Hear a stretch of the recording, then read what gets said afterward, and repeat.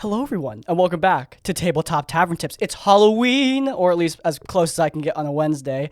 Today, we're going over a topic that, yeah, the title might be a bit vague. What the heck are you talking about, Crispy? Well, my good inquirer, I am talking about creating a cold and distant, perhaps even bully-like character. Now, what do I mean by this?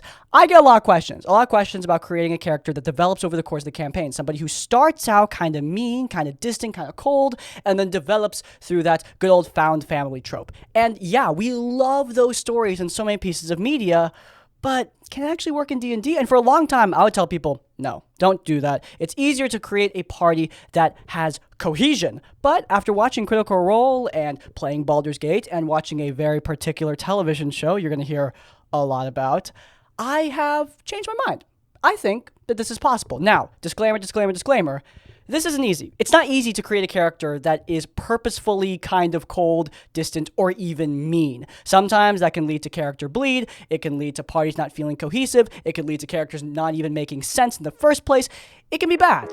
But through communication and a little bit of roleplay practice, I think you can create one of the most memorable storylines for your campaign and create a great tale for your party to tell through the ages.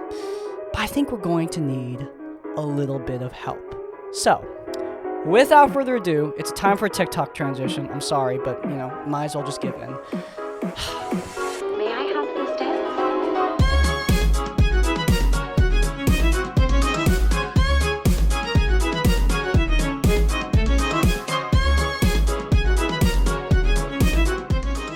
Me? On a team with you? Running around in cute uniforms? Sweating? I gotta go! That was fun. There are going to be lots of photos in my community tab. Don't worry, I took so many. But yeah, today I am dressed up as the cotton candy-haired goddess herself to talk about being a cold bully type character who finds character development throughout your tabletop role-playing game. I mean, Amity was the perfect choice. She goes from trying to have the main protagonist dissected to romancing the ever-living crap out of the main protagonist. I mean, seriously, what more could you ask for? This is going to be great. Now, like I said at the top, this is not going to be easy to pull off. It is going to require a lot of communication and maybe even some roleplay experience. But together, I think we can figure out how to do this and do it right. Without further ado, guys, let's get started.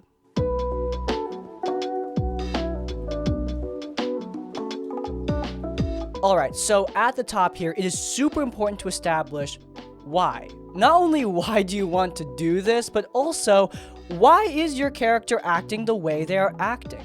So, first and foremost, the out-of-game reason. Why do you want to create a cold character for your Dungeons & Dragons game? It's generally easier to create a character who's going to get along with the rest of the party. We've already established some reasons. Character development like this is really, really, really fun. I mean, Enemies to Lovers is so popular for a good reason. Now, to be fair, Lumity, the Amity ship from the Owl House, is the only real Enemies to Lovers plot I know, but hey, it works out really well there. Beyond that, I mean, who doesn't love redeeming bullies, villains, etc.? It's a very common trope, and playing that out at your D&D table, that could be a lot of fun. There are plenty of other reasons. Maybe it's a campaign where this kind of character would fit in perfectly. Maybe the party wants to have that development in their game for some other reason. It doesn't matter. The point is, you want to do this. You gotta figure out why out of game, but then, as a player, figure out why in-game. What reason does your character have to act like this? For Amity, a big reason why she acts so cold and aloof and like a bully, to say the least, is because of her parents. Her parents are not the best, especially her mom. Her dad just is kind of absent, whereas her mom is borderline to straight up abusive towards her. Amity felt like her entire life she had to work just to be loved, just to be accepted. She felt like she was letting everyone down, to the point where she would even apologize to her diary for not writing enough. I mean, even though it was played as a joke in the show, that's pretty sad and explains a lot about who she is. She always felt the need to prove herself, and establishing that reason is really important. Your bully character, ideally, is not going to stay like this the whole campaign. The point of these characters is to change. That's the purpose. And if you don't know why they're acting like this in the first place, how the heck are you supposed to change them, right? You can't fix her if you don't know what's wrong with her in the first place. So, yeah, That is really important. To look at a great D&D example, let's go over to Critical Role Campaign 2. Caleb, Widowgas, and Knot are two characters who acted very aloof with the rest of the Mighty Nine, especially at first, to the point where Ford, one of the other characters in that party, threatened them at blade point. It was a really intense scene, and something I did not expect going into Campaign 2 of Critical Role. However, it really worked because over time, Knot and Caleb started to really show why they were acting like that. I mean, Amity has parental problems, but Caleb? Yeah, that guy's got parental problems. But yeah, figuring out those reasons was a big part of what made those characters so endearing. Another great lesson we could take from both Critical Role and the Owl House is the time frame. Caleb and Knot, their backstories were revealed over a pretty long period of time. As we all know, or at least most of us know, Critical Role is very long form media. The Owl House, on the other hand, is just 20-minute cartoon episodes. So Amity's backstory was actually revealed pretty quickly, whereas Caleb and Knot, they took the slower burn approach. Both work, but I think it is easier to take the Amity route and reveal this earlier on. You don't need to do it right away, but at a point that is convenient, it's good to start dropping these kind of hints so the other players can take that hook. It's the whole yes and thing. You need to say the yes and. You need to give your other players something to hook onto so you can start developing out your character. If you just leave your character as mean for no reason, then they're not really going to have much reason to interact with them at all. Of course, it's really important that out of game, you're communicating about this the whole way, right? You want to make sure that your other players know, like, hey, this is just part of the game. Are you okay with what's going on, etc., etc. And hey, maybe they could be asking you questions as well about how you want to develop this character moving forward. As we're talking throughout this entire video, just keep in mind that communication is really important to preventing character bleed, because playing a cold, calculated character like this can be a little bit hostile sometimes. I mean, think about that Critical Role example. Without proper communication, that whole situation where somebody held a blade to someone else's throat, that might be a little bit more intense than a lot of D&D games are wanting. Alright, this is another really important thing. If your character is mean, why are they with the party? This is a really good question to ask, and the answer is going to depend on who you are.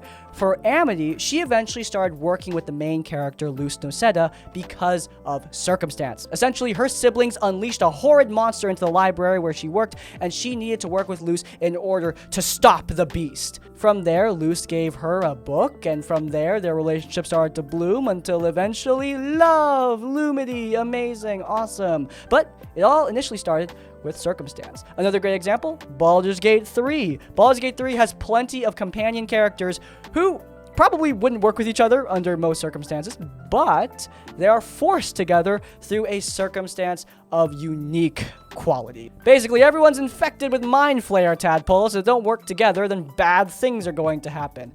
And for some characters, like Astarion, they have even more reasons to stay with the rest of the party, even if they are the most hostile. It's interesting because the characters who are arguably the most hostile in Baldur's Gate 3 are given the most reasons to stay with the party. The game forces them into the most circumstances that force them to mesh. This is, in my opinion, a very deliberate move by the writers. We don't need to suspend our disbelief that somebody who, let's be honest, is pretty mean like Astarion is going to work with the rest of the party. There is really good reason why he's working with the rest of the party. He has some problems of his own waiting for him back home. If you know what I mean, you know what I mean. But yeah, he has the most reason to stay with the party because he's arguably the meanest. He arguably meshes with the rest the least. But because the writers gave him all these reasons to stay, he stays anyway, and we love him for it. Point is, figure out why your character is still here. You don't want to force the rest of the players to suspend their disbelief too much, right? Okay, so you want to create a cold, almost bully-like character so you can develop them out. Well, it's important that they act the part, right? Now, like I said before, you don't want to engage in character bleed. If you don't know what character bleed is, it's a complicated subject that I'm too stupid to understand, but essentially what it means is feelings from inside the game bleeding into outside the game or vice versa. You don't want that to happen. You don't want to bully someone in game and make them feel like crap in real life. That's not a good thing. Don't do that. Words can hurt. They can hurt a lot, actually. Amity says some very hurtful things throughout the entire run of the Owl House. However, it's important that you keep in mind that when you're doing this, you're not actually hurting anybody. Keep it all in good fun. I mean, Percy DeRollo in Critical Role Campaign 1, he's a character who expressed his more cold and violent side through, well, violence. He did some pretty violent things. And, luckily, through communication, I'm assuming friendship throughout the entirety of the Critical Role table, the brutal things he did not affect anyone out of game. Whereas, if you aren't communicating about that, you might catch people a little bit off guard with all the gore stuff.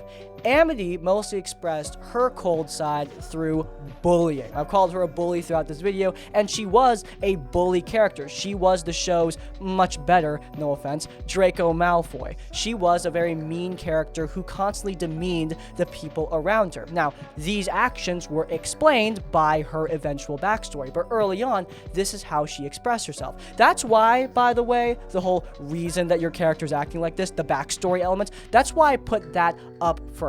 Amity's bullying, her demeaning of others, was directly tied to her feeling like she needs to constantly prove herself, prove that she is superior, prove that she is worthy of the love of the people around her. She needs to hurt people in order to make herself feel like she is worth it.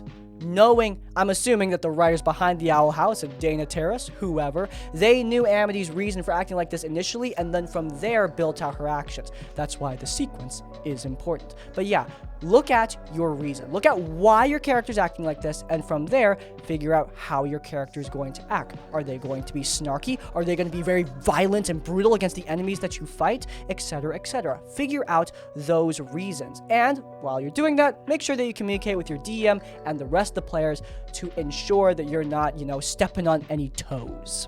Speaking of communicating with the DM, by the way, they can actually help you out this. Maybe your DM can give you situations for you to express your character's darker side or meaner side. I mean, I know that this is a different medium, but Baldur's Gate 3, for example, when you're playing as the Dark Urge, a big part of that game is giving you Dark Urge things to do. I mean, if you never had a chance to express the Dark Urge's dark side, well, then there's not really much of a point in playing that origin.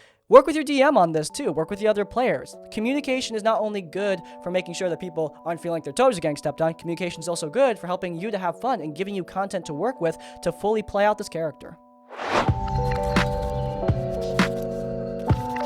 The next point is super important, and we've been kind of driving towards this whole video, but how is your character going to grow? What's going to prompt them to change? Now, of course, you can't script out your entire character arc in a TTRPG. The point of these games a lot of the time is to be unpredictable, to, shift and change over the course of the campaign in ways that sometimes you can't predict. However, thinking, at least giving you some thought to what your character is going to act like or what could help them to change is a good idea. You shouldn't just leave this up to, whatever for the DM to come up with. You should help them out. Like I said, communicating with the DM is great for a multitude of reasons, and this is one of them.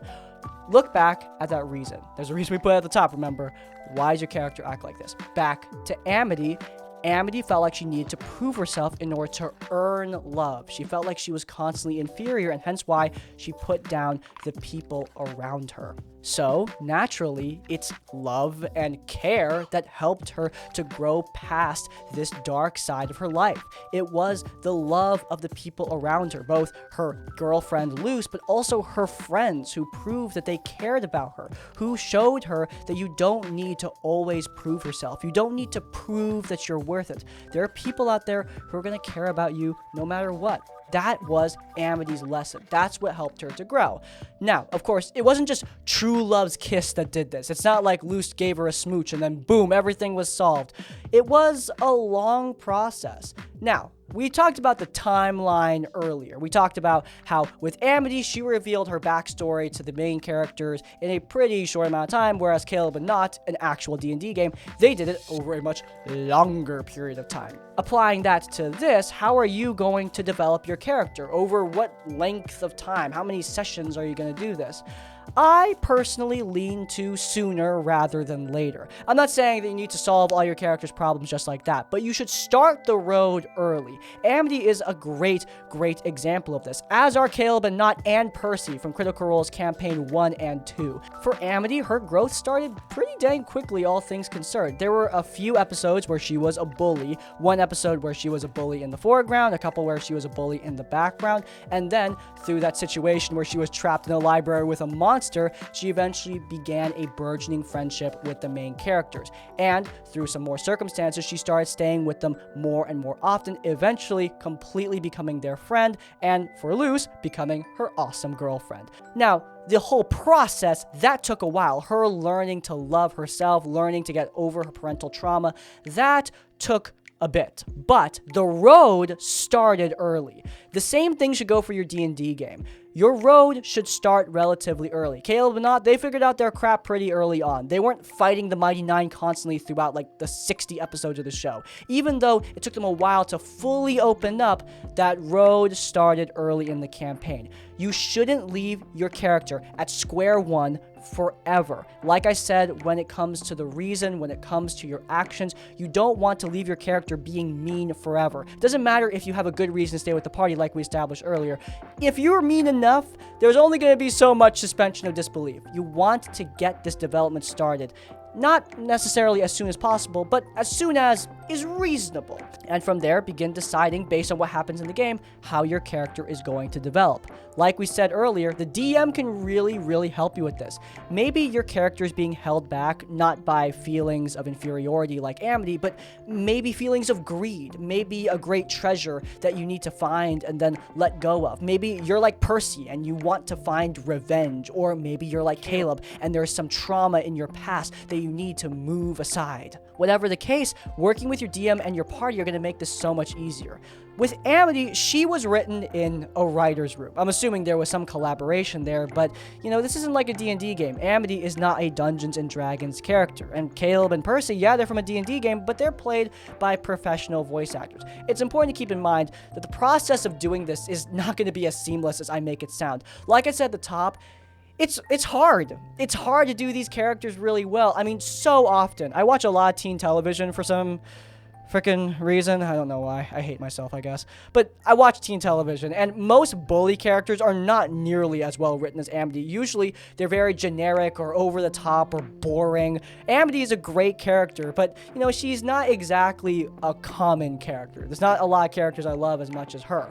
Which, yeah, for good reason. It's hard to write these characters well. And you, me, we're not professional writers. We don't have a writer's room, and we're not professional voice actors and improv actors working with people who we play D&D with for years. We're just us. And there's nothing wrong with just being us, by the way, but you just need to be patient with yourself. And you need to make sure your party are okay with being patient with you as well. I think doing a character arc like this can be so much fun. I think it can be amazing for your game. I've done this in my actual plays as well. I had a character who was kind of aloof with the rest of the party, even shot at one of them, but over time began a friendship. That character was an NPC, by the way, which showcases this can work not only with player characters, but NPCs as well if you want it to. But my point is that this can be fun. It can be a lot of fun, both for you and for the rest of your table. You just need to put the backbone into it. It's not going to be easy, but I think it can be great. I kind of went onto my closing thoughts there, but look, we'll go back to the main point just for a second. Figure out how your character is going to develop. Look at your initial reason for why they're acting like this, and from there, work with the DM and the table, both in a little bit of planning and mostly in improv, to figure out how your character is going to grow throughout your D&D campaign, assuming it doesn't get canceled for, like, scheduling reasons or something. That was a lot of fun. I really enjoyed dressing up as Amity. There's going to be plenty of photographs coming out in the coming days, I'm sure. I really love doing this costume. Amity is a really important character to me, just like how the Owl House is a really important show to me. I really hope you guys like it. I've never gone this hard on a costume before, so yeah, I hope you guys enjoyed. If you did, please do leave a like. If you want to see more of our content, then you can check out our RPG Horror Story series, where we cover the best and worst of Dungeons & Dragons. Hopefully, this list will prevent you from becoming one of those. It's linked in the cards, and while you're there, subscribe to Crispy's Tavern to get more of our content as it comes out. And finally, if you want to leave your own stories or thoughts, go down in the comments down below. If you can't think of a comment, leave the comment cotton candy haired goddess to let me know you made it to the end of the video. In essence, like, comment, subscribe, I'll see you all next time. Farewell.